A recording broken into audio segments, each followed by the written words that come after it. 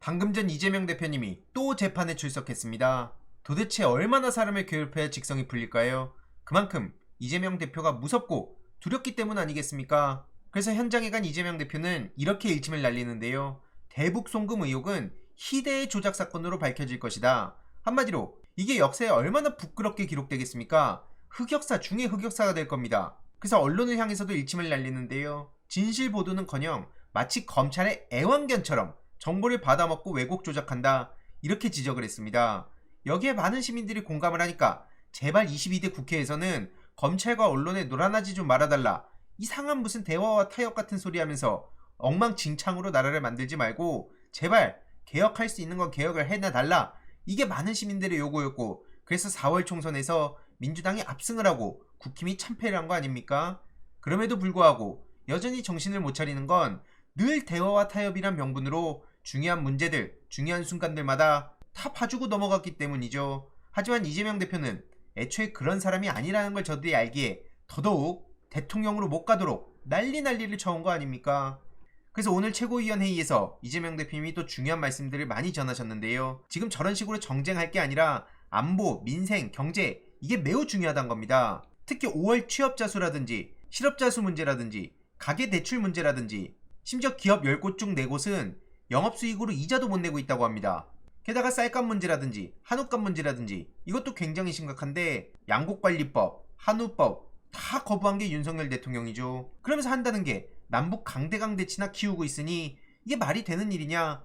그러다가 심지어 미국에서도 경고성 발언을 하지 않았습니까? DMZ 관리 책임을 맡고 있는 한미연합사령관이 오물풍선과 확성기가 정전협정 위반인지 검토를 한다고 합니다.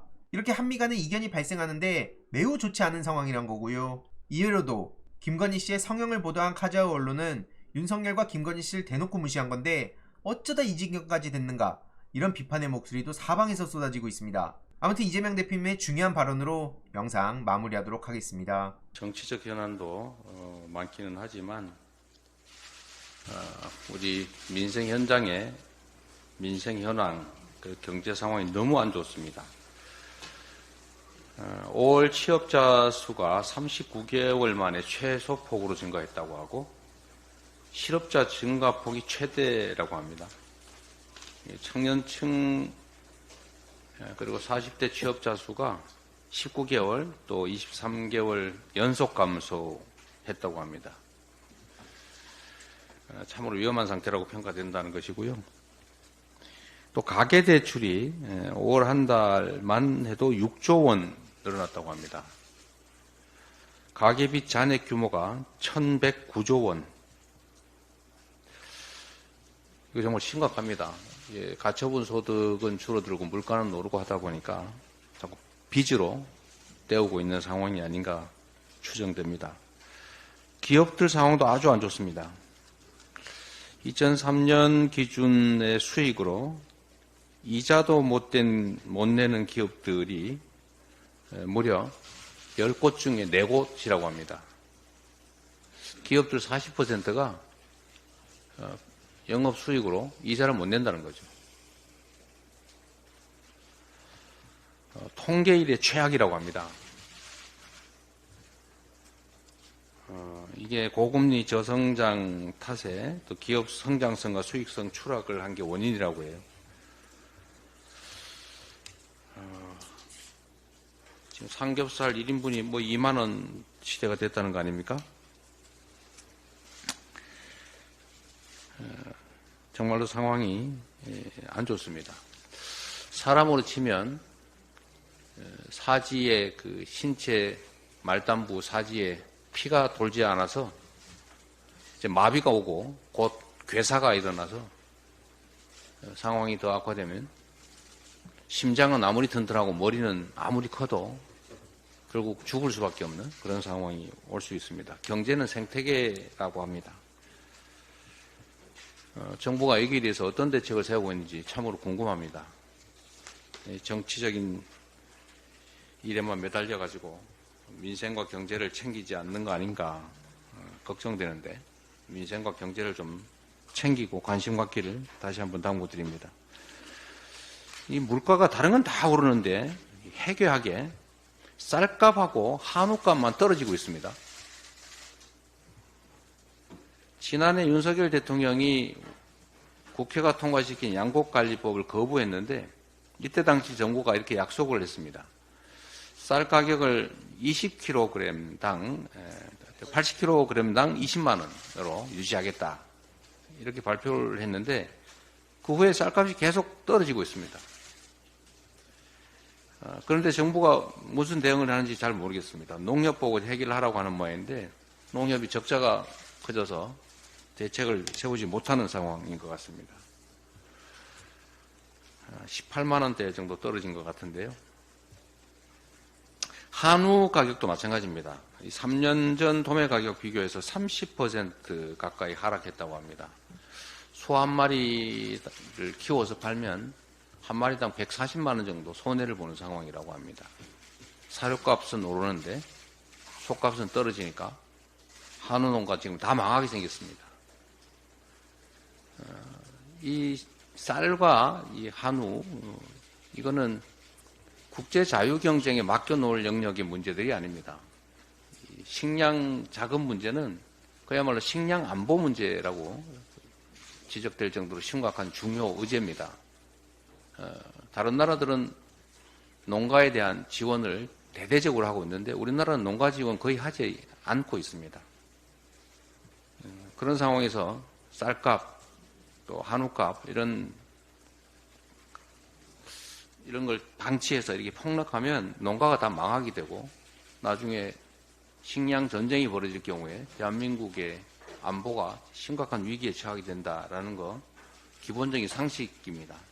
그런데 정부는 관심이 별로 없는 것 같아요. 정부가 즉각 쌀값 안정을 위한 조치에 나서야 합니다. 쌀 재고분에 대한 조속한 정부 매입 필요합니다. 한우 농가에 대해서도 사료 구매 자금 상환 기한 연장이라든지 또 얼마 전에 거부했던 한우법 등에 대해서 새로운 사고를 가지고 접근해야 합니다. 지금 국정이 제대로 운영되는지 참으로 걱정되는 분야 중에 하나가 안보 문제입니다. 일부 보도에 의하면 한미연합사령관 겸 주한미군 사령관 겸 유엔사 사령관이 이 대북 확성기 방송에 우려를 표했다고 합니다. 정부는 물론 부인했습니다만 또 한편으로는 한미연합사령관 겸 유엔사령관이 정전협정, DMZ 관리 책임을 맡고 있기 때문에 오물풍선 확성기 건이 정전협정 위반인지도 조사하고 있다 이런 보도가 있습니다. 물론 정부는 부인했습니다. 그런데 확성기 건 관련해서 보면 정부가 확성기 재설치해서 대북 방송하겠다라고 결정하고 집행하는 시간이 너무 짧아서 그 사이에 과연 유엔 사령부와 협의를 했는지 의문이기도 합니다.